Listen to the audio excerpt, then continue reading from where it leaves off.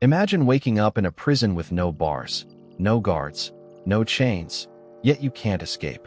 Every ping of your phone is a lock.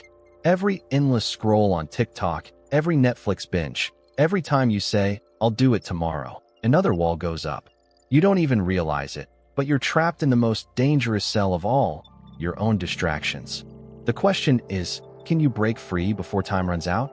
Or will you stay locked inside the prison of distractions, watching your dreams die one notification at a time? Ethan was only 22, a college student in Boston with big dreams and an even bigger weakness. His phone never left his hand.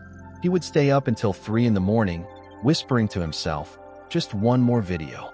But one more video became 10, and 10 became hours. By the time the sun rose, his eyelids were heavy, and his alarm clock felt like an enemy. He skipped class again, telling himself he would catch up later. Deep down, he knew he was falling behind. Sarah, his 24-year-old cousin, was the complete opposite. She was preparing for medical school, building her life with focus and determination. She noticed Ethan's decline. "This is the 3rd time this week you've missed class," she said softly, almost pleading with him. Ethan laughed it off, but inside he felt the sting of guilt. He admired Sarah's discipline, but he couldn't imagine living the way she did, structured, careful, focused. His professor, Mr. Brooks, saw the same cracks forming. After class, he called Ethan aside. "You're a smart kid," he said firmly, "but discipline isn't about talent, it's about choice. And right now, you're choosing chains." Ethan forced a smile, pretending not to care. But that night, as the glow of his phone lit up his tired face, those words wouldn't leave him. Choosing chains. Choosing chains. When sleep finally took him, Ethan's mind dragged him into a nightmare. He found himself standing in a dark prison. There were no walls, only glowing screens floating around him.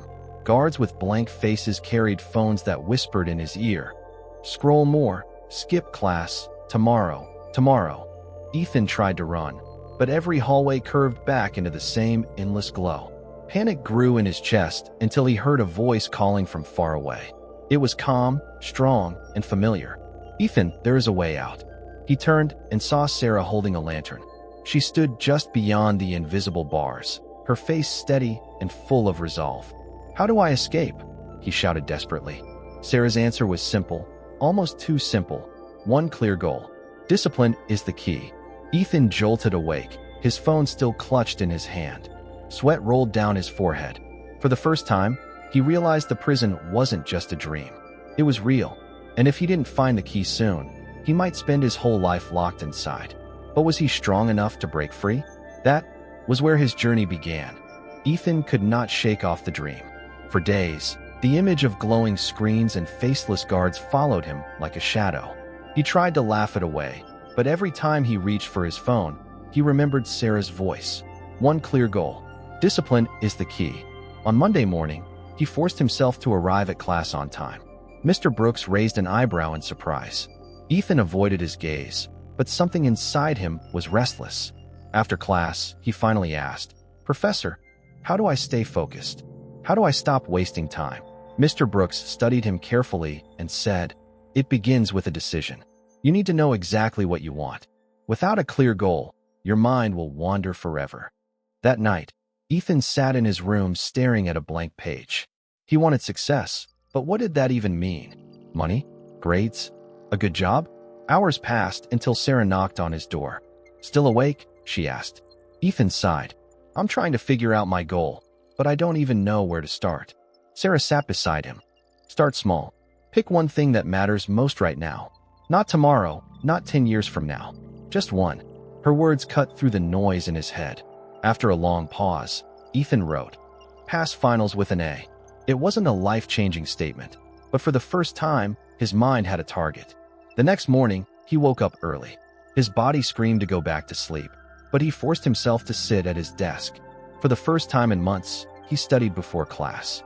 Every minute felt heavy, but each page he read was like breaking one bar of the invisible prison. Still, distractions fought back hard. His phone buzzed every few minutes.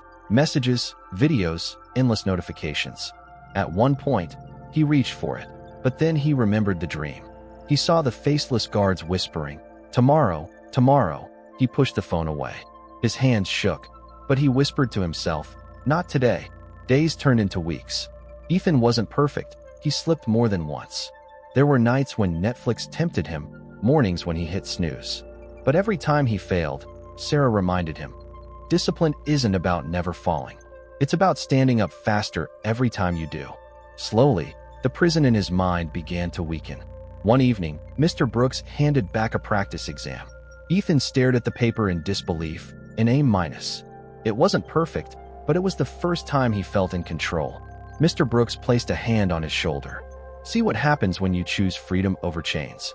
Ethan nodded silently, pride swelling in his chest.